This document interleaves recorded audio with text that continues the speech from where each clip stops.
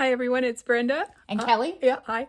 And today we're going to talk about buttonholes. Buttonholes are so fun. I know, like a lot of people, you show them a pattern as buttonholes and they go, I couldn't possibly do that. I don't want to do a buttonhole. No, and they're not that scary. They're not scary at all, actually. No, so we're just going to take you through that and enjoy. Okay, Kelley, take it away. Okay, so today we are going to be doing some buttonholes on the Baby Lock Chorus. And this particular machine gives us a really good selection of buttonholes, depending on the application you're going to use it for, whether it's a shirt or a big heavy knit or a coat. You have several buttonholes to choose from, and you would choose whichever one corresponded to your fabrics. Oh, nice. Oh, and then we also have a darning stitch. Yeah. And then we have a stitch where we can actually sew the button on with the machine. Oh, what a time saver. I know. And then a eyelet stitch. Ah, perfect. Okay. So lots of different ones to choose from. Yeah. Okay.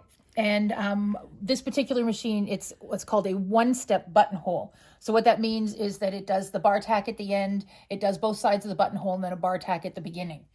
And this foot that comes with the machine, and this is a fairly common type of foot that comes with your machine if it's a one-step buttonhole machine, and the back of it opens up and you stick your button in this area right here. Oh, can you stick a button in there right now? I can do that. I gave you a button there, yeah. Right there. So you stick the button in. Yep. And it nestles in here, and that's what tells the machine how big to make the buttonhole. And that space in front of it is the size of the buttonhole, right? Correct. Cool. Right in here. Yeah. Yeah. Yep. Oh. Okay. So it just snaps on and attaches like any of your regular foot. But there's a little trick, right? There's that little thingy that comes down. Yes. That thingy. Yep. So just take your foot off and put this one on. And of course, the part that the button is in goes to the back of the machine. Right. Because it will fit this way, but it's not going to make much of a buttonhole if you put it in that way. Don't do that. No. No, you got to put it this way. And then there's a secret arm. Yes. There is always going to be a little arm that comes down here, and that rests against that little piece here that's sticking up. And then there's another little piece sticking up at the back, and this arm is what will move with the buttonhole foot. And again, do the right button size for your buttonhole. And that's that space in front of the button. Correct. Right. So don't put it in front of that, or you're going to get nothing. Right. Yeah, you don't want to do this where it's in front of the little sticky uppy bit. You want to put it in behind. Yeah, I've done that. Well, yeah, we probably all have. Okay. Okay, so that's the correct setup for your machine, and it's ready to now go ahead and make a buttonhole. Wow, that looks complicated, but it's not. No, it's really easy. Okay. It's very easy. Okay. So now what you're going to do is you're going to take your piece of fabric that you want under there. And whenever I'm doing a buttonhole, just a kind of as a stitch out, I always want to put a little piece of tearaway stabilizer in between, because the buttonhole lays down a lot of thread. This stops the fabric from puckering up, gives it some more stability. Now, if this was a garment, chances are very good that you're going to have some fusible interface or something in there. Right. So if it's on a garment, you're not necessarily going to use the cutaway or the tearaway. Yeah. It's just on my little sample. Now, I'm going to get a marking pen to mark a buttonhole, because people will get confused if they start at the front or the back, right? Yes. So give me a sec. I'm going to go get that. Okay, I've done my artwork, and we're going to consider this the edge of a placket, like for a shirt, and then your buttonhole is there. So the buttonhole is going to go in this area right here. Right. So when you have a pattern, of course, your buttonholes are marked, and you would just mark them on where you want them to go. Yeah. So the reason we do this right here is because I don't know if you can see that really well on the camera, but on the buttonhole foot, right here, see those little red marks on the front of the buttonhole foot? And it gives me like a little crosshair. Yeah. That's what I want to line this right here up in that crosshair, so that my buttonhole will stitch directly where I want it to go. Yeah, and I should mention that buttonhole is marked way too big, but the important crosshair is the one at the front. This little guy right here, that's what we're looking for. Okay. Okay, so then I go ahead and I will place that crosshair right on those red marks. So right now, the needle is going to hit right in the very center of that crosshair that's marked on here. Right, and you want to be sure you use a marker that's removable, and we have friction markers, and they just iron away. So we picked a nice dark color so you can see. Okay. Yes. Then what happens? So now what I'm ready to do, you pick a button. I got to pick a buttonhole because I haven't done that yet. Yeah. So let's just do, I like these little keyhole buttons. Which one do you want to do? I usually just do this one here, this one there? plain old one, unless I'm doing jeans, and then I do the one in below it. Like this one, keyhole, with yeah. the little keyhole. Yeah, we can do 2. So Okay, let's do this one first. standard one, and Because that's it's kind of the standard. 408. So now that we've picked a buttonhole. Oh, yeah, right. Okay, you'll notice that the machine itself has turned itself in green. So this is a start. I'm ready to go now. But there are settings here for your buttonhole, right? Width and length. Yep. And I usually stitch out, I always do a practice one before. Always. And then I'll look at the width of the stitch, and sometimes it's a bit on the wide side, and sometimes I find that the buttonhole stitches out a bit bigger than I want. And then what I do is I just find a button slightly smaller and pop it in the back of the foot. Yep. And try it again, and then make sure, because you don't want your shirt popping open because your buttonhole is too large. Absolutely. Okay. But you can also, you can run this without a button being in there. Yeah. So let's just say I make a buttonhole and I do my sample one. And you do always do a sample with your fabrics to make sure your thread and everything is fine. Yeah. If I decide that I want one a little smaller, I can take this button out and just take it a couple of clicks smaller. Yep. And still do it. I don't have to have the button in there. I'm always afraid I'm going to hit it, though. Yeah. And then it'll change, and I'll be, ah! And then it'll be, Yeah. I have a whole selection of smaller buttons that they're in a little dish by the sewing machine, and yes. I mess around Okay. with them. All right. I'm going to put it back up there under the crosshairs. Okay. Yep. Oh, that wasn't too bad. I did that. No, I'm crooked. And you want to make sure while you're doing it, when you're doing it, make sure that this is a 90-degree angle, because you can kind of twist that a bit, and then everything looks a bit punky. You don't want like a wobbly button. No. Okay, so now that I've done this, Yeah. I'm ready to start my buttonhole. Now, on this particular machine, I can just push this button, and it's going to go ahead and do it, or you can use your foot pedal. Sure. So I'm just going to go ahead and push this button, and It says, oh, silly me. There we go. Now I can just push the button. Unplug her foot pedal to do that. So now we can just do this. Okay, so it does. It's going to go back stitches first. straight up and back before it starts going side to side, and then it does a bar tack. It's doing its Bar tack. That's going up the side. up the side, and then at the back at bar tack. See, it's a bit wider there, and then it's going to stitch back and forth. We're done. Are we already done? Yep. Oh That's my because we have it on master speed. Oh. We could slow it down a little Let's bit. because that's So and one more time. yeah. So there's a nice little buttonhole right there. Oop, can you see that? Yep. Okay, and we're straight too. Yay! Yay. Okay, let's do another one slow though, because I think people are gonna want to see exactly. And what goes on. each machine is going to do it a little bit differently. Yeah. So, but the majority of machines go backwards first. But this is another reason why you want to do a test buttonhole. Yeah. To make sure that your machine is going to go backwards first. Because you don't want to start at the back and then it goes further back. No. Whoopsie. And they're kind of hard to pick out. I mean, I have picked out buttonholes. Oh yeah, but ew. Yeah. We don't want to do that. No, that's no fun. It's a good job. This one's just our sampler.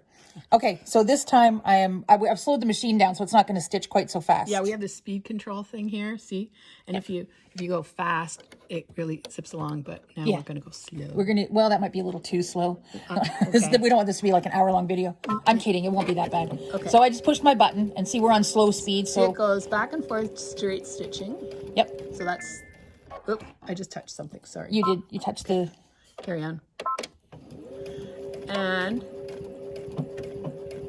Now it's going to go forward. Straight stitching. So it sort of sets a path for itself. Oh, check and rethread the upper thread. What a mess. Just like at home. Yeah. What did we do? I think when you touched the screen. Oh, my fault. Okay, we'll stop for a minute and rethread. Be back shortly. All right, so we're ready again? Yeah. Okay, so we've slowed it way down. Yeah. And I'm just going to, so it goes backwards. I promise not to touch the screen now. Okay. And then it goes forward. Straight stitching. And it does a bar tack. Yeah. Goes further side to side. It's going to zigzag now. Back it goes. And then it goes back and does like a satin stitch all the way back. Yep. This is exciting. You're hanging onto the thread so it doesn't just so it doesn't get caught up. Yeah. But you don't want to hold that fabric down at all. No. Or it's not going to work out. Right. It'll stall on you. I'm not putting any pressure on here. I'm just guiding the fabric. Yeah. I'm not putting any pressure on it at all. Yeah.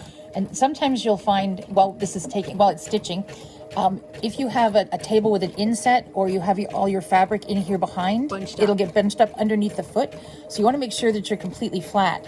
And if you do have the machine set into a table, like you sometimes do on machines, or you have an extension table that's not perfectly flush like this one, you don't want the fabric to get caught on that extension table. You got to make sure it's really flat. The back of the foot can get stuck on it too. Yes. And especially like a lot of people get stuck on bunches of fabric and behind there. So Yeah. if your machine is stitching in place and you're not moving ahead or forward, usually it's on the backward movement, right? That's the problem, because you've got something back there that's impeding it. Yep. So there we go. There's another buttonhole. Okay, now what happens? You have to cut it, right? Now we have to cut the buttonhole. Okay. So this is where you want to be really careful, because a lot of times, I mean, the very last thing you're doing on your garment is you're cutting that buttonhole, right? And we cut it with a seam ripper. Like a Clover one, which is really good. This is a really nice sharp one. I love this thing. Yeah, we have those here. Yeah. So if you're thinking about it, right, you're going to stick this seam ripper in here and you're going to cut the buttonhole. Yeah. Well, what you don't want to have happen, and I can destroy this one, you don't want this to go and go all the way through, right? Because you can, and then you've ruined your whole garment that you spent all that time on. I saw that happen on the Great British Sewing Bee. I almost cried for the woman. Yeah, you got to cry for them. Yeah. So what I do is I take a pin and I stick a pin just inside my stitching where I would want the buttonhole to not be open anymore, right here. Yeah. And then that way, when I'm putting my seam ripper in here, the seam ripper is going to hit that pin. But still be careful. You still want to be careful, because you don't want to also veer off to the side. No. But now the seam ripper is hitting that pin, and it won't allow me to cut through the end of my buttonhole. Right. Because that would be very bad. Well, it is bad. It is bad. Like you just there made we the go. whole garment, and now you've got You do, this yeah. slash. So there we go. And there's my buttonhole. Now, what do you do about These picky threads? little picky threads right here. Yeah. That is where a seam sealant comes in, like Fray Check. Oh yeah, we got that. Okay, you just pop a little bit of that on the stitches. Yeah. And it's just a clear liquid. You kind of dribble it on there. You just kind of dribble it on. Does it ruin the fabric? No, it's because it's made to go with the fabrics, and it does dry. You just dribble it on like that. You don't use very much at all. It's just a little bit. Yeah. And it dries clear. Yeah. Right. And once it's dry, you can't tell that it's there. It doesn't discolor the fabric or anything. Right. Although you'd always check on a little corner of your fabric first. Yeah. Right. I've never had it discolor anything, but there you go. And then that seals your buttonhole in. Yeah, you might trim a few threads before you do that. I would probably do like some of these little sticky ones, being that this is cotton. And then do it. Yeah. And then you're not going to have, stuff stuck in the button. Right. Like happens. So I would take those out there because it's cotton, and cotton tends to do that. Yeah. Now, as I said earlier to you, sometimes we're putting in buttons that are quite large, and there's only so much. Take that buttonhole off for a minute. There's only so much width you can use, right? I mean, that's pretty sizable, but sometimes you have a big button. So like this big guy right here doesn't not going to fit. go in there, no. So here's how we're going to do a buttonhole in that case. Right. We're not going to do a one-stepper. We're going to do a four-stepper. Four-step Sounds like a buttonhole. dance. It kind of Like does. square dancing. Four-step. Okay. So what you can do here is now you do have to mark the entire buttonhole on. And I did So that. we got a little piece of fleece right here that we've marked the buttonhole on. Yep. So this is how big I want the buttonhole to be. Do you have some of that? And I'm going to put some stabilizer some yeah. interfacing underneath there again, just to stabilize the fabric. And this rips off if you need to, right? It does. It's just a tearaway. Yeah. And now I want to put my, we can just use the J foot. We don't need to put a special foot on. Good. Okay. So what I want to do is now I need to set my machine, and I'm going to set my machine. Oh, I've locked the screen. There we go. I'm going to set my machine for a regular zigzag stitch. Okay. Oh, can we pop back into buttonholes for one quick second? Sure, yeah. Okay. Just to talk a little bit more about down here. Yep. So once you have figured out the buttonhole, this is where you change the width, but you can also change the length. And what that means is the density of the buttonhole. Yeah. Sometimes you want it denser, sometimes you want it less dense. So you can change all that with a buttonhole. Yeah, we had a lady come in and her machine was always getting stuck, like stitching all the same place. And so we just changed the length and that solved her problem. Yeah. So that might be something that'll help you. So here I am. I'm going to do a 3.5, but of course the length, I want to change that quite substantially because this is the kind of zigzag that I'm going to get if I do that now. That's not dense enough for a buttonhole. No. So I'm going to go down to, generally on this particular machine, 0.4 is the density of a regular buttonhole. Oh, I didn't know that. Yeah. So I'm just gonna go to 0.4. Okay. Okay. So now what I want to do, this is going to be the center of my buttonhole. Yep. So I am going to put my foot down and I want to line up just on the edge of that blue mark. Right. Okay. And I'm going to go, well, I mean, I don't necessarily want to go backwards first. Yeah, I would turn it around. Yeah, let's turn it around and we'll go forwards first. Yeah. So we'll go this way. Yeah. There, that's better. Okay, and I'm gonna use my foot pedal, so plug my foot pedal back in. Yeah. Sorry. Where's the hole? I'll do it. Here. Okay. Oh, hang on. Okay. We'll be back with you in a moment. Okay, so we're I'm all back. ready to get started. We're back. And so what I'm just gonna do is I'm just gonna follow that line. Yep. And I'm going to do my zigzag as soon as I find the foot pedal. So it's There it 3.5 millimeters wide and 0.4 millimeters long. And you really have to watch where to stop and start, right? Yes, and you got to watch like where the needle is going. Yeah, and you don't want to stitch two So- rows right together either. So here's my needle right there, and I'm right kind of on my crosshair. Yeah. Okay, so now what I need to do is actually I can just end it right there Yep. because I need to shift over a little bit.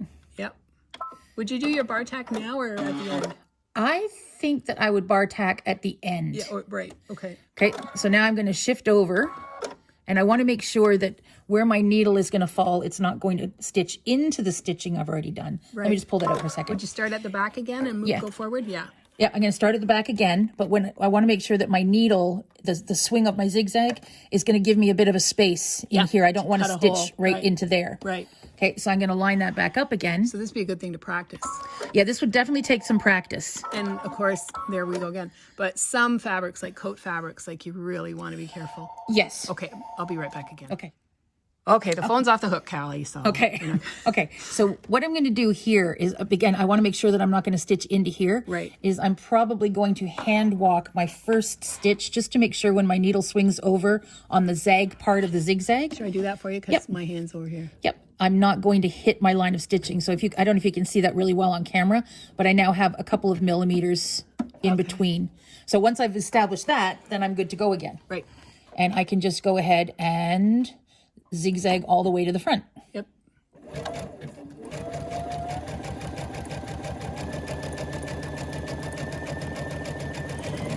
Now, I know what some people do that want a really nice finish on their, let's say you're doing a Chanel coat or something really fancy, is they'll do their machine buttonhole and their bar tacks, but then they'll go over it with a buttonhole thread by hand to give it it's kind of a faux hand stitched buttonhole look once it's cut. So that would look good too.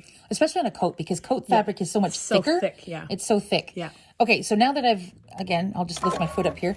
Now that I have those, that was probably a little bit too wide of a buttonhole. Not for a coat button. But and maybe not on this fleece. Yeah. So now what I want to do is I want to set a zigzag that's going to zig and zag the entire width of my buttonhole. Would you measure that or just kind of guess at it? Well, I'm just going to kind of use the swing of the machine. Right. Okay. So I'm just going to change the width of my stitch.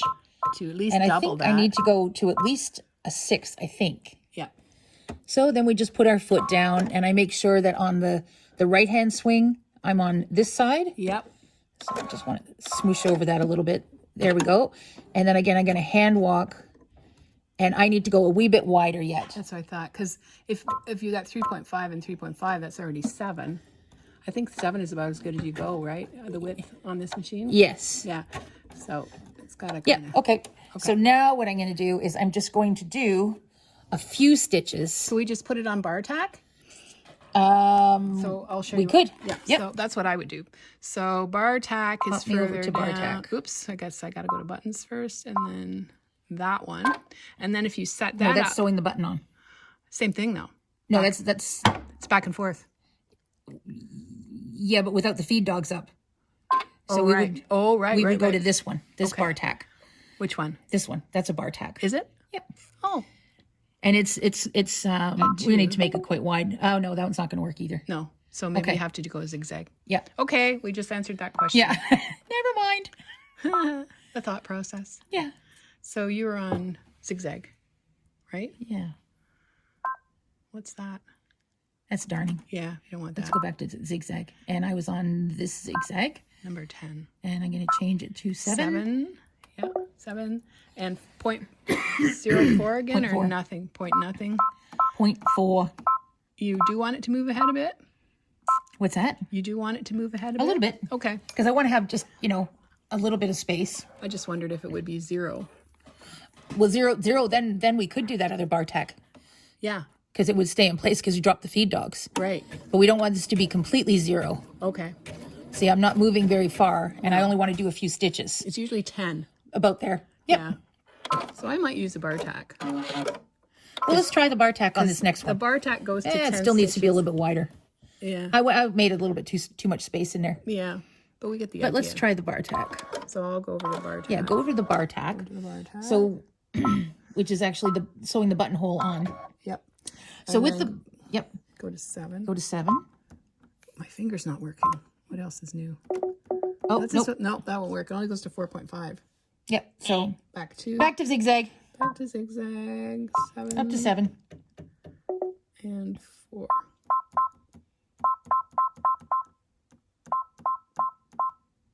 I'll get there. I'm a slow There we go. puncher. Slow puncher. Okay. So again, I'm going to start just a little bit back from where my button ends. Yep. And we're going to zigzag. So here's another good reason to do a practice, because you know how far apart you can go. Yep. Okay. That was about that many. Yeah. You want to go 10. There we go. Okay. So that one's pretty good. The one I did actually space this one better. yeah. The one at the back's a little bit off, but Yeah. But that's the idea. And that's why we do a practice. Yeah. And then you would cut this buttonhole the exact same way you would cut another buttonhole with the seam ripper. And remove that that interfacing at the back, that tear away. Yep. Yeah. Take the tear away off. Okay. Anything else we need to mention here? I think we talked about pretty much everything. Okay, and I'll just mention that, of course, we sell baby lock sewing machines, as you can see here, and the Chorus is pretty much the top of the line sewing machine. Yeah. And you can see it's a nice big machine with a table. Yes. And all of our machines, every single one, comes with unlimited lessons. Absolutely, because we want you to know how to work the machine to get the most joy out of it. Yeah, and I know a lot of places will give you 3-hour lessons, and some of them tell you your demo when you buy it was your lesson. Yeah. So yeah, don't fall for that, ladies and men. Yeah. Okay. Well, I hope this has been a help to everyone, and thanks for demoing, Kelley. You're welcome. Okay, bye. Happy buttonholes. Yeah.